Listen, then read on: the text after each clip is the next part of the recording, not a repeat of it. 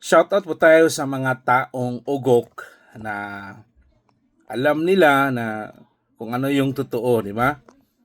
Mismo ang COA at ang Supreme Court na ang nagsabi na ang OVP, Office of the Vice President, ay walang anomalya. Pero ngayon, pinipilit pa rin nila yung piatos, Mary Grace piatos nila, yung 125 million na mismo COA at ang Supreme Court na ang nagsabi.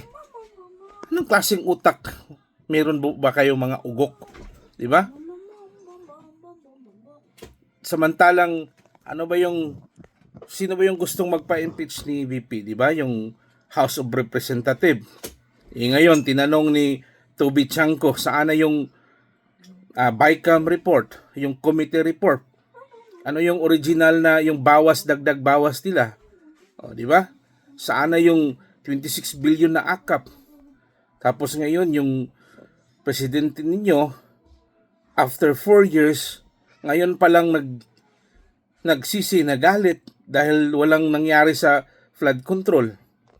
Umabot ng trilyon yung gasto from 22 to 25. Pero walang palpak lahat.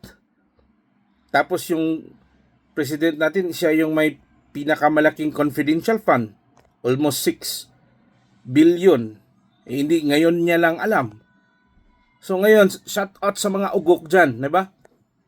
Saan ba nilagay yung mga utak nyo? Ngayon, isisisi nyo pa rin ni Inday Sara. Ano bang klase? Ay nako, magandang araw po sa ating lahat. Sa mga taong may mga matitinong utak, mga Pilipino na tunay na nagmamahal sa ating bayan. Mabuhay po tayong lahat sa ating mga kaperlas.